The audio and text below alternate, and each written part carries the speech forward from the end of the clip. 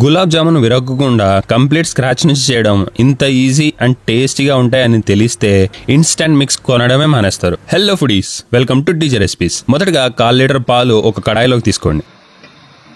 అందులోకి 2 స్పూన్స్ అంత నెయ్యి, ఇంకా 2 స్పూన్స్ అంత సూజీ రవ్వ వేసి తర్వాత 1/2 కప్ వరకు పాల పౌడర్ని పోసేసుకోండి. ఇప్పుడు అన్నీ బాగా మిక్స్ అయిపోయే వరకు ఎలాంటి ఉండలు లేకుండా కలిపేసి పక్కన ఉంచేసేయండి. తర్వాత స్టవ్ ఆన్ చేసి లో ఫ్లేమ్లో పెట్టేసుకోండి. ఇప్పుడు మన మిక్చర్ని స్టవ్ మీద ఉంచేసి పాలు దగ్గర పడే వరకు ఇలా గరిటె తిప్పుకుంటూ కాగనివ్వండి. చూసారా, ఇలా అవ్వాలి. ఇలా అవ్వగానే పక్కన తీసేసి చల్లారనివ్వండి. ఇది చల్లారేలోపు ఇంకొక కడాయి తీసుకొని మీ టేస్ట్కి సరిపడంత పంచదార వేసేసుకోండి.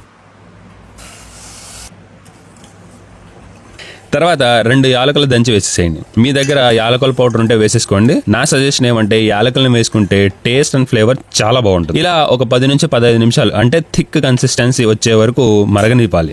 ఈ గ్యాప్ లో మన గులాబ్ జామున్ మిక్స్ ని రెడీ చేసుకుందాం. బాగా చల్లారిపోయింది. ఇప్పుడు ఇందులోకి కాస్తంత మైదా ఇంకా 1 స్పూన్ అంత పాలు వేసేసి చపాతి పిండి చేసుకుంటాం కదా, అలా అయ్యే వరకు కలిపేసుకోండి. పాల మిక్చర్ ఆల్రెడీ గట్టిపడిపోయి ఉంటే మనకు మైదా ఎక్కువ వేసుకోవాల్సిన అవసరం ఉండదు. ఇన్ కేస్ మిక్చర్ కొంచెం జిగురుగా ఉంటే మాత్రం మైదా ఇంకా పాల పౌడర్ని యాడ్ చేసుకోండి. ఇలా చేసుకున్నాక పిండి ముద్దల్ని మీకు అనుకూలమైన సైజులో ఉండలు చేసి పక్కన ఉంచేసేయండి. ఈలోపు షుగర్ సిరప్ రెడీ అయిందా లేదా చెక్ చేసుకుందాం. బాగా రెడీ అయిపోయింది. ఇప్పుడు ఇది పక్కన ఉంచేసి ఇంకొక కడాయి తీసుకొని తగినంత ఆయిల్ వేసుకోండి. మంట లో ఫ్లేమ్ లో ఉంచేసి ఆయిల్ బాగా వేడయ్యే వరకు అలా ఉంచేసేయండి. ఇప్పుడు ఆయిల్లోకి మన ఈ గులాబ్ జామున్ ఉండలు ఒక్కొక్కటిగా తెచ్చి వేసేసేయండి. వేసిన వెంటనే తిప్పకండి, విరిగిపోయే ఛాన్సెస్ ఉన్నాయి.